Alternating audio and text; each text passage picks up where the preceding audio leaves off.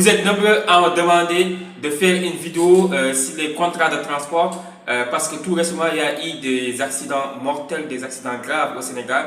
Il est très important d'en faire une vidéo pour faire comprendre aux gens la réglementation juridique applicable au transport. Si vous voulez avoir la suite de cette vidéo, regardez-moi jusqu'à la fin et n'oubliez pas surtout de vous abonner sur ma chaîne YouTube. Mesdames et messieurs, bonjour, je suis Amadou Alekan, coach formateur en droit des entreprises, concepteur de Legal Board certifié par ELA Afrique Legal. ELA Afrique est un cabinet juridique international spécialisé en Legal Tech siégé à Paris et à Tunis. De 2020 à nos jours, j'ai eu à former plus de 100 entrepreneurs dans la gestion juridique de leurs affaires avec mon programme Assistance juridique digitale et leadership. Aujourd'hui, on va voir les contrats de transport. Il est très important si vous êtes sur le milieu de transport, si vous êtes transporteur ou voyageur, de comprendre quelles sont les conditions juridiques applicables au transport. D'abord, il faut savoir, dans un contrat de transport, il y a ce qu'on appelle le transport des marchandises et le transport des humains. Donc, il y a deux types de transport qui existent. Le transport des marchandises et le transport des humains. Dans le cadre du transport, la définition générale d'un contrat de transport, quand je parle surtout du transport de marchandises d'abord, il s'agit d'un contrat par lequel qui lie entre l'expéditeur d'abord et le transporteur. Donc il y a l'expéditeur qui est lié au transporteur par un contrat de transport. L'expéditeur a ses bagages, a ses marchandises, il le rend au transporteur qui a l'obligation de résultat. C'est quoi l'obligation de résultat? C'est de livrer la marchandise ou bien les marchandises en bonne et due forme sans avarie.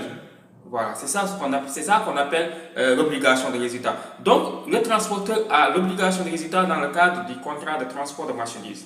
Voilà, je vous dis tout à l'heure que le contrat de transport est lié entre l'expéditeur et le transporteur.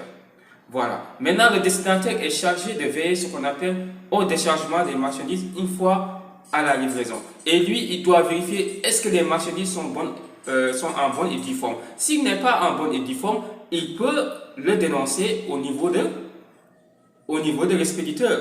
Donc, et là, c'est la responsabilité du transporteur qui est engagée s'il y a des avaries et des dommages par rapport aux marchandises qui sont livrées. Ça, c'est ce qu'il faut comprendre d'abord a priori dans le cadre du contrat de transport de marchandises. Donc, il y a ce qu'on appelle la responsabilité, il y a ce qu'on appelle aussi l'exonération. L'exonération, c'est quand, par exemple, il y a un cas de force majeure. S'il y a un cas de force majeure, à savoir, c'est pas une pluie abondante qui a fait que, par exemple, les marchandises sont dégradées ou bien sont endommagées. Là, c'est un cas de force majeure parce que c'est à la non-responsabilité du transporteur. Voilà. Mais s'il n'y a pas de cas de force majeure, la responsabilité du transporteur est engagée en cas de dommages et intérêts. Ça, c'est ce qu'il faut retenir dans le cadre du contrat de transport de marchandises. C'est un contrat qui est lié entre l'expéditeur et le transporteur. Et le transporteur a ce qu'on appelle l'obligation de résultat. Voilà. Le destinataire doit veiller ce qu'on appelle au déchargement des marchandises et vérifier si les marchandises sont en bonne et due forme. Et maintenant, on va parler de ce qu'on appelle le transport des humains. Dans le cadre du transport des humains, ce qu'il faut reconnaître, c'est un transport qui est lié entre le voyageur et le transporteur. Maintenant, le voyageur, il a ce qu'on appelle l'obligation d'acheter un billet et de respecter les consignes du voyage. Ça, c'est l'obligation du voyageur. L'obligation du transporteur, c'est de veiller à la sécurité des voyageurs. C'est de veiller ce qu'on appelle à la sécurité des voyageurs. Il a l'obligation de veiller à la sécurité des voyageurs. Voilà. Une fois que le voyageur paye son billet pour arriver à un tel itinéraire, il a l'obligation, lui le transporteur, de veiller à la sécurité du voyageur. Maintenant, en cas de force majeure, à savoir un accident, d'abord un accident qui n'est pas à la responsabilité du transporteur. Parce qu'il y a des transporteurs qui utilisent la drogue. Là, c'est à la responsabilité du transporteur. Le transporteur qui ne dort pas bien, s'il fait un accident, c'est à sa responsabilité. Donc, s'il n'est pas à la responsabilité du transporteur, là, sa responsabilité est dégagée. C'est quoi? Par exemple, la pluie abondante. Donc,